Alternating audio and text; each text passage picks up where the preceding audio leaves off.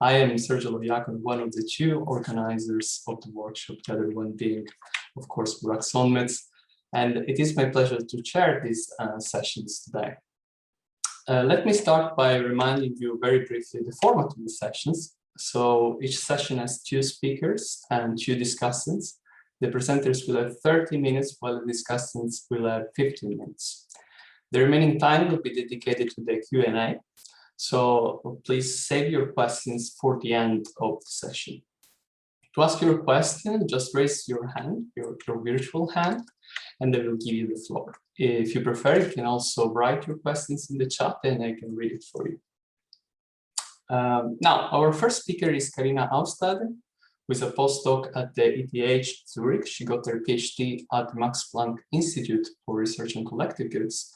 And she has a promising research pipeline, and her work has already been published in the International Review of Law and Economics. The project she will be presenting today is titled The Impact of Consensus Orientation on Legitimacy Ratings. Her discussant will be Wojtek Przepiorka, who is an associate professor at Utrecht University.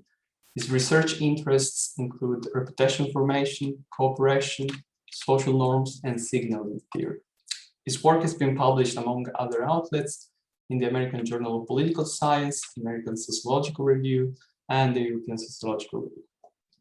I would like to give the floor to Carina now, so please feel free to go ahead with your presentation. Thanks, Sergio, for this very nice introduction, and hello everyone also from my side.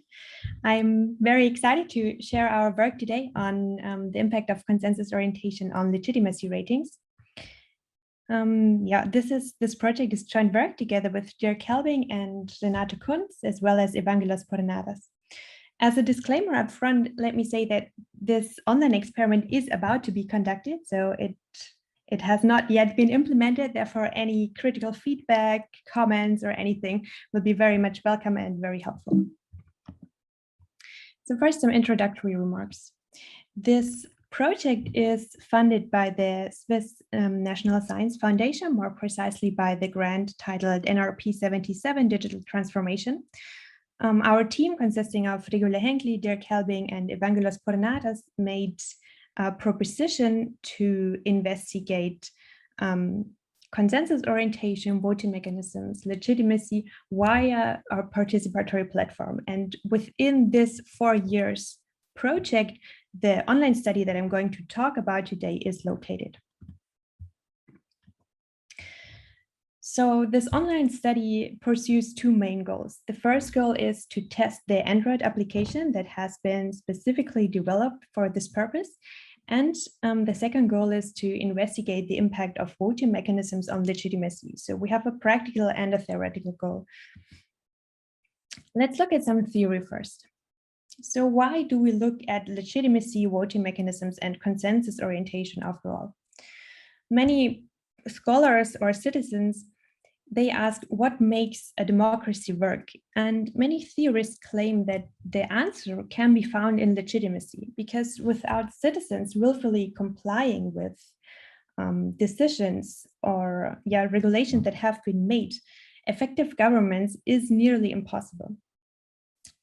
Theoretical and experimental contributions have shown, amongst others, that, for example, personal involvement, deliberation, or consensus orientation can increase legitimacy. For this online study, out of those three, we picked consensus orientation, specifically looking at the consensus orientation of voting methods. Legitimacy is a rather complex concept, therefore it makes sense to dissect it in smaller pieces, and to that end we follow the conceptualization by Sharp and Schmidt. So they claim we can dissect it into input, throughput, and output legitimacy, whereby input legitimacy refers to the opportunities to introduce preferences from the side of the citizens. Throughput legitimacy connects input and output legitimacy, referring, for example, to the transparency or the quality of the deliberation. And output legitimacy refers to the substantive output of the process and how well these outputs are able to promote common welfare.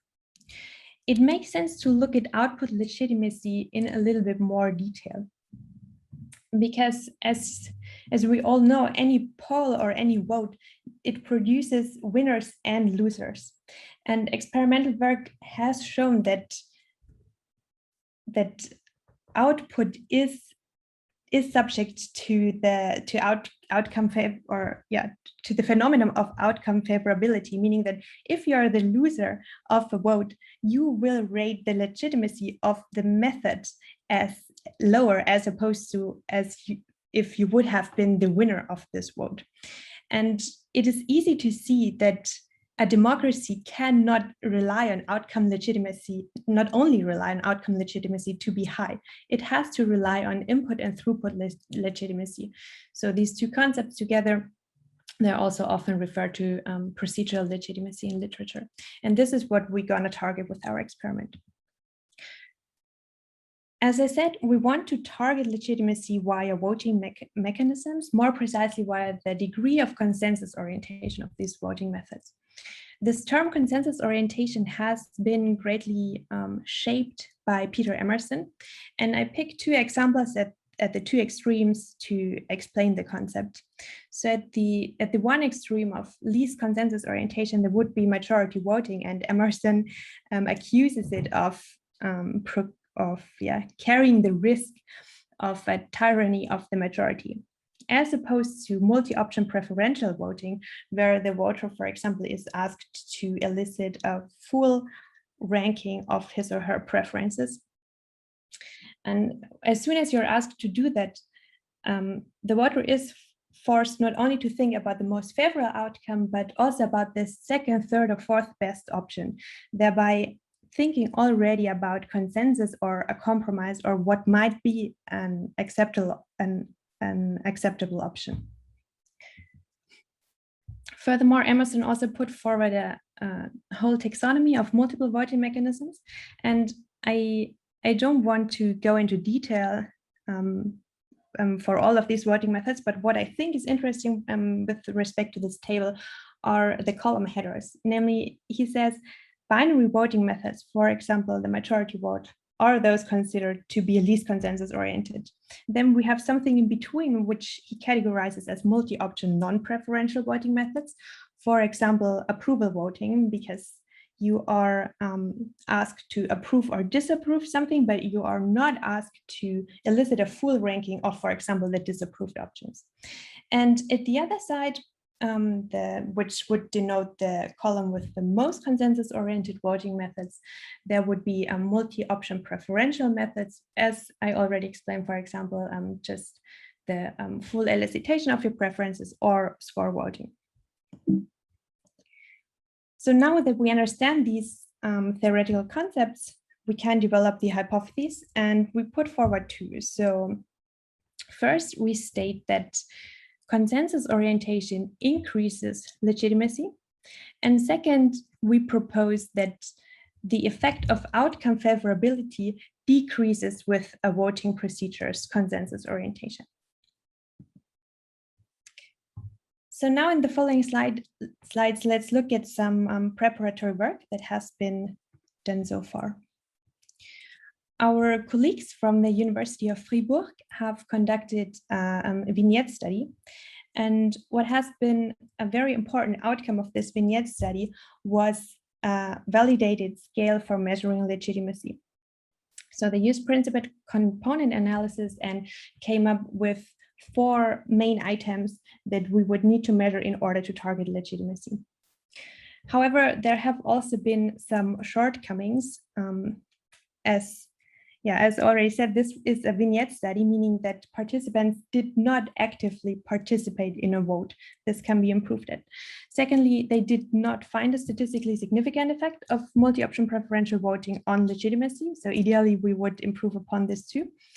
And thirdly, they did not measure some context, some concepts we think that are important. For example, the context within which the vote is put, or beliefs, or strategic voting or polarization. Another important piece of preparatory work was the development of the vote platform. This was developed by one of the co-authors of this study, Renato Kunz.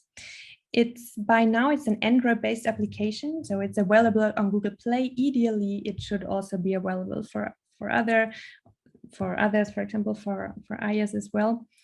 You can scan the QR code if you're interested, but so far the app is only working within the experiment. Ideally, it would also be working for you as a policymaker, for example.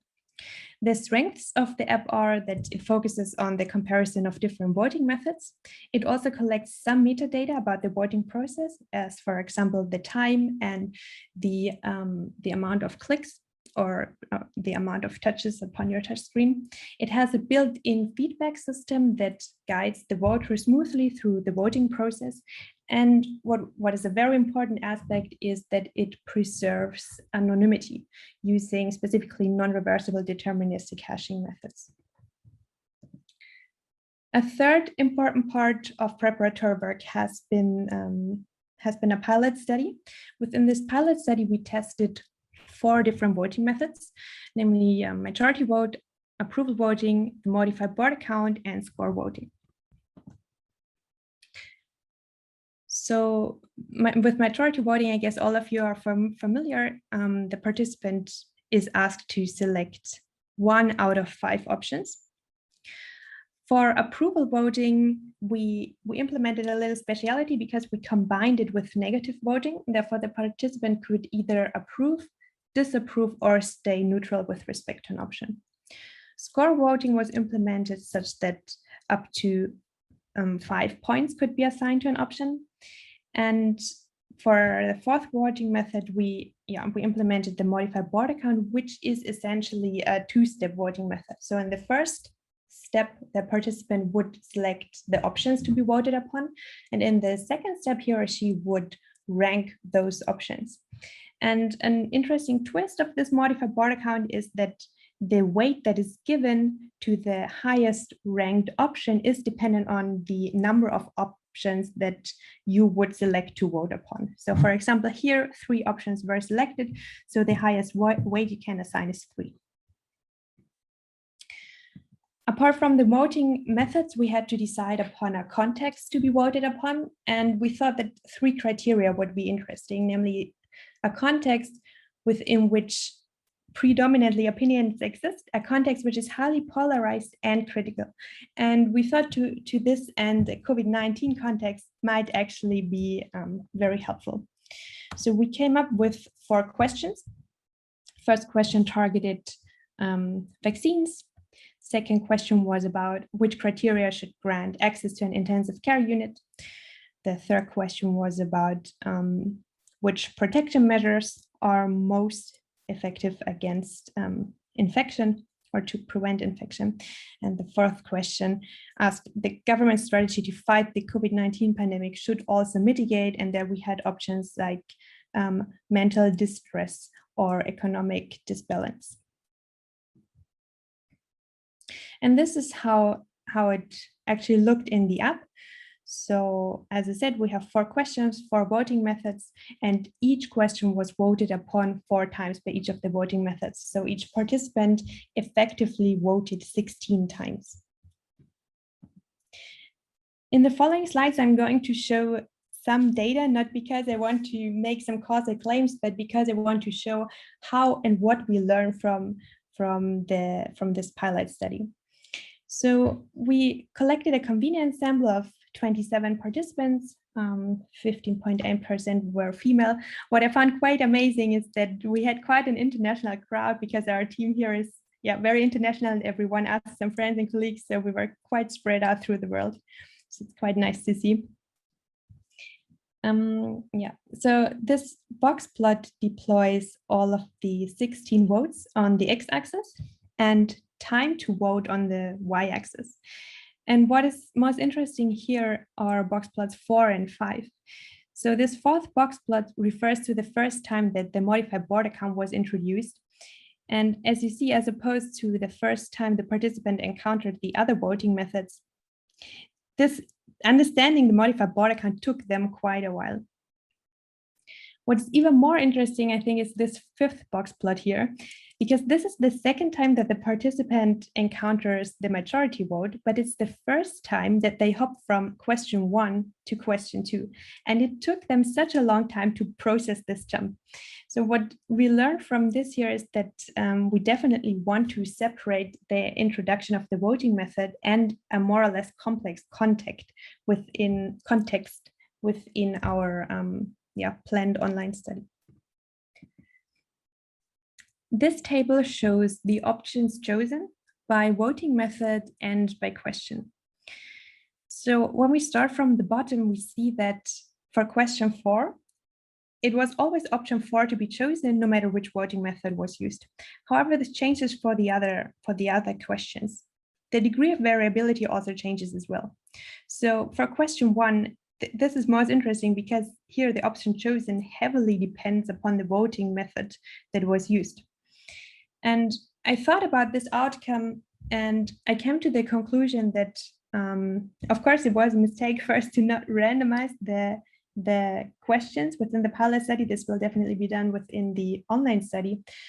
But also, I think this was due to that the characteristics of the questions in terms of polarization and exclusivity of the options were not similar enough. So what we did is that we rephrased the questions to make the options similarly exclusive among the questions. But what we also will do is to elicit control questions targeting polarization of the different options to have a further mechanism to control for the differences between questions. This bar plot shows us ratings in terms of expressiveness by voting method. Let's look first at 2 voting methods, namely at the modified border count and at score voting. So the modified border count is the gray one, score voting is the blue one. And what we see is that the modified border count is actually quite poorly rated. So the rating went from 1 to 5. And when you compare it to the red bars, which denotes the majority vote, it's actually like the modified border count is not better rated or almost not better rated than the majority vote, even though it provides much more flexibility in terms of expressing your preferences. And when we compare this to score voting, it's quite astonishing that score voting really received very good ratings, but it should not be that different to the modified border count, again, because in terms of expressiveness, they should be similar. And what I learned from this is, again, I think the modified border count was quite hard to grasp for participants. And I also think that the modified border count is just a voting method that they might not have encountered yet. So for the online study, we definitely want to include a practice round to mitigate this effect of familiarity and habits. Yeah, so let's finally have a look at the planned experiment. That's the structure. So we will have an introduction and an outro. And the study will have 3 critical phases. In each of these 3 phases, participants will provide a legitimacy rating. This will always be the same question, but the nature or the characteristic of the legitimacy rating varies across the 3 stages. The first stage of the experiment is meant to be a practice stage. As I just said, we really think that it's important to make them familiar with the voting methods. And for that, we chose a very easy context, namely voting upon a favorite color. In stages 2 and 3, it will be the COVID-19 context within which votes are provided. And participants will vote once upon the questions, and then in step 3, they will view the outcomes or register the outcomes and then provide a legitimacy rating again. So let's look a little bit closer at stage 1. As I said, we think it's really important that we separate the context and the voting methods. So we chose, we had to choose a practice context. And I would be really interested in your opinion concerning the context that we chose, because I thought what's one of the most simple questions to answer. And I thought it would be a fun and simple question to just ask about a participant's favorite color.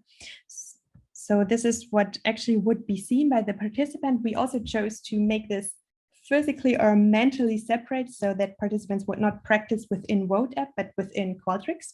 But they will see how the voting method or how the screen in Vote app will look like.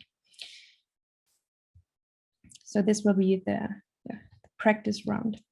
Then after practicing, as I said, the participant will for the first time elicit a legitimacy rating.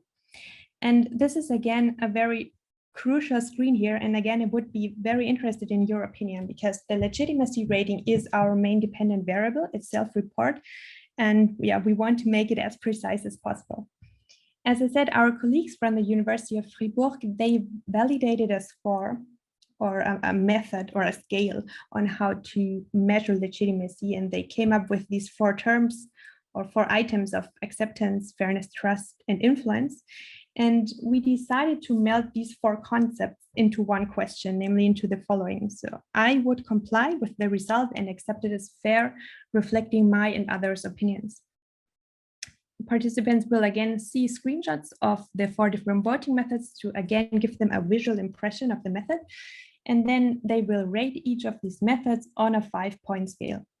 So if you have any comments or any first reactions on the scale, on the naming of the scale, on the question itself, I would be very interested in hearing your opinion. After stage 1 of the practice stage, participants vote upon these 4 COVID-19 questions in 4 different ways. So this will be 16 votes. They again elicit legitimacy ratings. And then in the third stage, they will have a look at the outcome of the votes at each of the 16 votes. And again, for each of the 16 votes, they will provide legitimacy ratings. After the third stage, there will be a short outro. So we will ask questions about strategic voting, beliefs about how others voted, polarization, and some basic social demographics. Some comments about experimental procedures. Participants will have to switch between desktop and the mobile phone, simply because we have some questions in Qualtrics and some questions within Vote app. We got IRB approval, but by the ETH Ethics Commission, we pre-registered this study, and we expect to invite around 300 participants for our online study. And of course, it's going to be incentivized. Now I want to also spend a few minutes on the planned analysis. So as I said, the study has not been conducted yet, but of course we have been thinking about how we are going to analyze the data. So of course, first pairwise comparisons will be interesting. So again, here in the rows, you see the 4 different voting methods deployed, and in the columns, you see the 3 phases during which in the experiment legitimacy ratings will be elicited. So LR bar stands for the average of the legitimacy ratings. And as you might remember, hypothesis 1 stated more consensus-oriented voting methods will produce higher legitimacy ratings. So this is denoted with this greater sign here. Hypothesis 2 stated that the effect of outcome favorability will decrease with consensus orientation. And this is what this larger or smaller sign here stands for, because depending, and again, I think I should mention that from stage 2 to 3, we switch from not looking at the outcome, but just voting to looking at the outcome of the vote. So this is in stage 3, this is the case or the time where outcome favorability should play a role. And depending on whether you're the winner or the loser of a vote, legitimacy ratings should change. So I think it's easiest to think about this comparison in a difference way. So just as an explanation here again, think that this is stage 2 of the experiment. You have not seen the outcomes of the vote yet. Stage 3 of the experiment, the participants will see the outcome. And then here the 2 bars, the red and the blue bar, depict 2 different voting methods. So this is the least consensus-oriented voting method, which is majority vote. Blue is the most consensus-oriented voting, or one of the most consensus-oriented voting method, namely score voting. And we and also assume that you're the winner of a vote. So legitimacy ratings would be positively influenced by the outcome. And we think that the effect of outcome favorability is larger for the majority vote than for the score vote. So this difference here should be significant. Of course, as we have some control variables, regression type analysis would also be interesting, but here I have to say these are just some initial thoughts. What I thought would be a good starting point would be to look at ordered logit or ordered probit models, because we have a categorical dependent variable, an ordered categorical dependent variable. And what I've been thinking about is whether it makes sense or not to relax the proportional odds assumption. So meaning that should we apply different thresholds for consensus-oriented versus non-consensus-oriented voting methods? Yeah, these are just some initial thoughts. I think I would also be very interested in hearing your opinion on applying a partial proportional odds model or not. So that's it already from my side, just some comments and outlook. So of course, I think that overall a context-independent non-self-report elicitation of this relationship between voting method of legitimacy would be for me the highest, or the non plus ultra, or what I would aim for. So I think this would be the long-term goal for this project. The intermediate step would be this online study that I presented, which is context dependent and self-report. As I mentioned throughout the presentation, what I would be interested in are your opinions on what do you think about the question or the voting upon your favorite color? Do you think that it introduces some relevant bias? What are your opinions on the proportional odds assumption? Would you relax it or not? And would you have any more comments or ideas on control variables that we might have missed? So that's it from my side. Thanks a lot for your attention, and now I'm looking forward to your questions. All right, thank you so much, Carina. Yes, I should upload as well. Wait a second, there we go. And if Wojtek, you would like to go ahead with your presentation, that would be great. Yes, thank you very much. I can do that, but before I start showing my slides, I just wanted to thank Sergio and Burak for organizing this nice workshop, which I couldn't attend yesterday to the end because I had to teach, but I heard it was really nice. And I like particularly the workshop format because it gives people the opportunity to present their experimental designs before they go into the field. And I think that's how exactly it should be, and how experimental studies should be assessed, not by the results, but mainly by the design and so on. So you should be really congratulated on that and get all the support of this community, and especially also get less emotionally deranged reviewers for your papers. But that's something else. So what I like also about experimental approaches, like the studies that are presented here, is that this is not only about the method, but because you need to think about a design, how to research or how to investigate your research question, and think about a really nice design. You also learn something very you learn a lot of theoretical things about the study, the object of your study. And I also learned a lot about Carina's paper or topic, which is not the area of my expertise, I must say, but I still, by thinking about the experimental design, I had some new insights about legitimacy, which is nice, I think. And I hope that my comments will be helpful. And I hope that I will also not exhaust all the points that are maybe critical to this study. and that we will have at the end a nice discussion also. So that's me discussing Carina's paper. So let's see. Can I move on? All right. So let me briefly reiterate what Carina and her colleagues are saying. So the research question, the research question is, how does a voting method's consensus orientation impact the voting outcome's perceived legitimacy? Yeah, and so they do that by an experiment.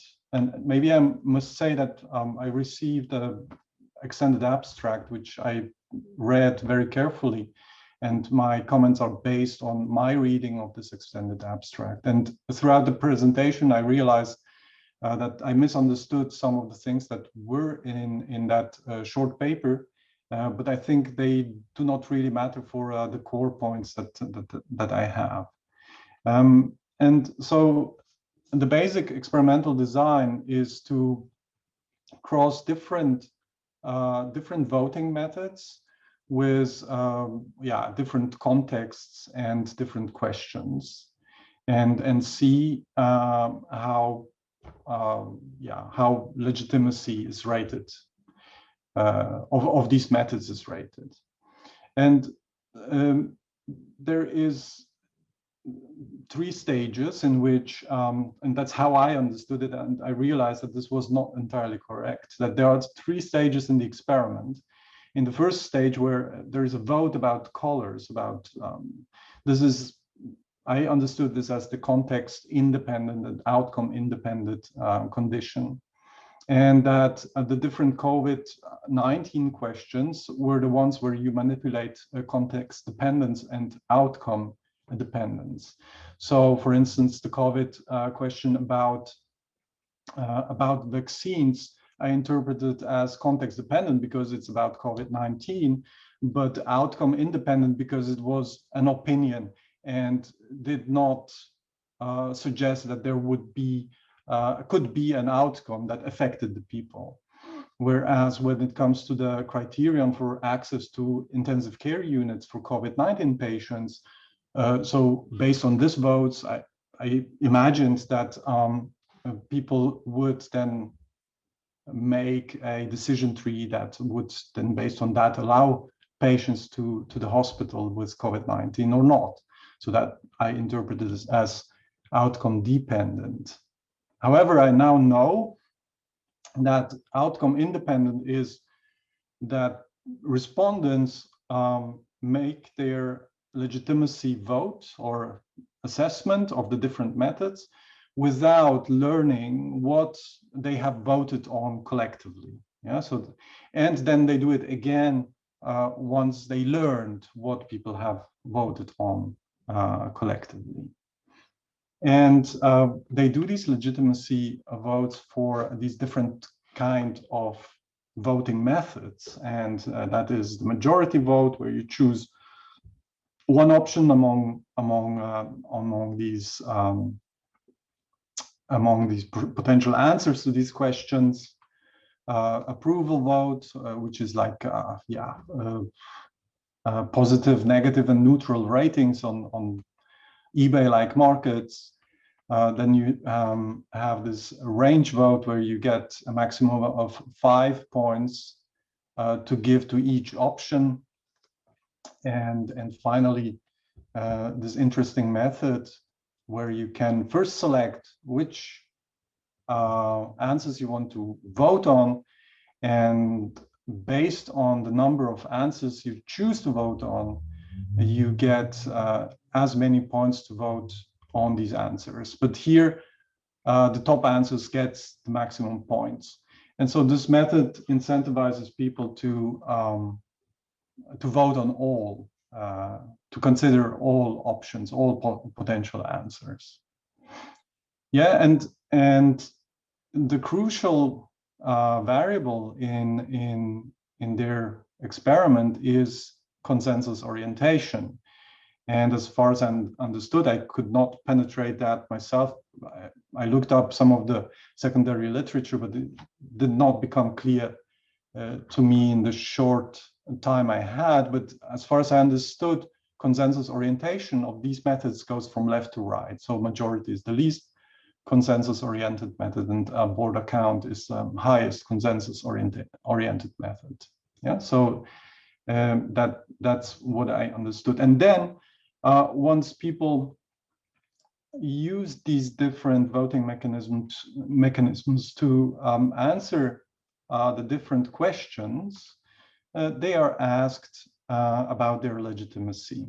I would comply with the results and accept it as fair, reflecting my and others' opinions if the winning option was voted upon by method X, Y, Z, and so on. And so on each of these methods, they had to specify what it is, from strongly disagree to 5 strongly agree with this statement. Yeah. So I hope that was a more or less correct account of the experiment. As I said, there were some different interpretations of the setup from my side, which I now learned through the presentation, but I think they are not so relevant to my main points of critique. And I would like to proceed to those. I have substantial and methodical points of critique. Yeah. So, and by the way, I find this a very exciting experiment, because if it is indeed true that this has not been done, it is really an interesting question, and I would be eager to learn what the outcome is. But I'm not sure the design is yet there in order to answer this question really well. My first question is, why context and outcome independence? And again, I must say, maybe this is also still based on my reading of the short paper that I received.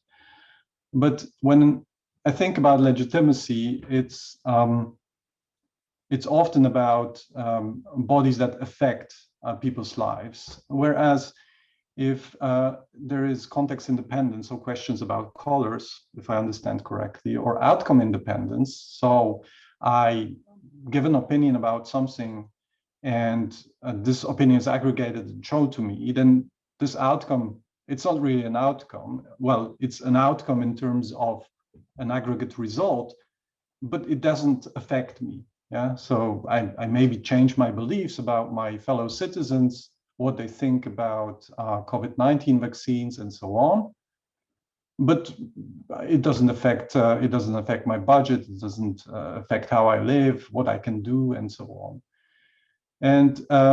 And many of these questions can just be interpreted by those voters as opinions. So the question is, yeah, so why should I think about these methods as more or less legitimate if people are free to think and say whatever they want? Yeah, so that was not very clear to me. Then once you introduce the COVID-19 context, it gives context, but so let me take a step back. I understand, based on your hypotheses, that you want to show that these legitimacy ratings would apply independent of the context. But what you eventually provide in this experiment is simply one context, yeah, which is the COVID-19 context in some different variations in terms of questions. But I guess if you really wanted to show that these results are context independent, then you would need to design an experiment, I guess, that where people can vote on issues that affect them differently. I will come to that later. And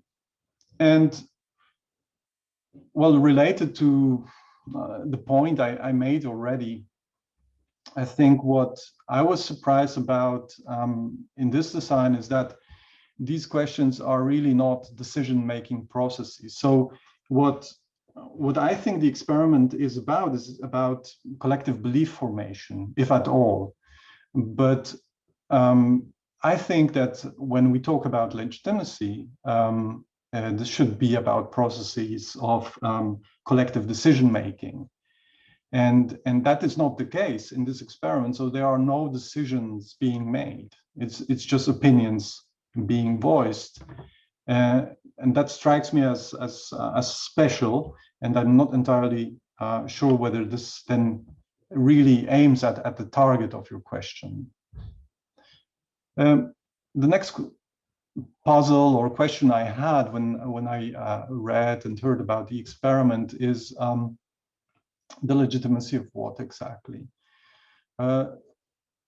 You made explicit these different subcategories of legitimacy: input, throughput, and output legitimacy. But this still, for me, remained quite abstract, because my intuitive notion of legitimacy can be about outcomes, about procedures, about policies, and mostly about government. So when I think about legitimacy, am I being governed by a legitimate body or a legitimate authority?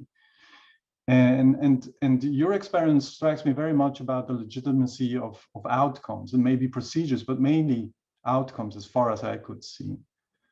So, and I was wondering why not think about legitimacy of governing bodies and design an experiment that would get at that. And also, again, based on my own reading of your experiments, I was wondering how you measure legitimacy, whether that is really getting at your question, because you ask respondents to make legitimacy judgments without any outcomes. And don't misunderstand me. I mean, you show them outcomes of a vote, which is basically showing what the opinions of people are about some COVID-related questions. But there are no consequences for these people in these outcomes. So these outcomes are just survey outcomes, but they are not outcomes that affect, again, my budget, my freedom, and so on. And also, these outcomes will differ by the method that you use and based on the voters. So you try to get at that, but I think it would be nice to actually take control of voter heterogeneity and the methods, how they affect outcomes in the experiment, to really get at the legitimacy of the voting method, because that's what you want, I understood. Finally, some methodical questions. I was wondering why you put everything in a within subject and not a between subject design. You kind of referred to that already, but still, when all the respondents do all the questions and see all the methods, there is this so-called experimental demand effect that can arise. So indeed, in your case, you might get a very good shot at your hypotheses, because people start seeing the differences, and then you may find, but it may also go the other way around, because you overwhelm them with the different methods, and they might at some point think, yeah, whatever, click. And there is also sequence effects. You said you would randomize. I would suggest to do that indeed, so to avoid sequence effects. Of course, you want to have a first stage where they get familiar with everything, so that's certainly important. But then essential manipulations should, I think, should be randomly randomized in sequence. And then, of course, also related to my previous comments, why legitimacy ratings and not behavior? Yeah. So because I think that this is again something where reviewers would ask, yeah, so what will be the consequences of that if we apply this to real scenarios where we think about voters who think about their governments and the legitimacy of their governments. Voters can go to the ballot every now and then, and their legitimacy ratings have consequences, whereas the ones in your experiment don't. And maybe therefore there would be external validity issues.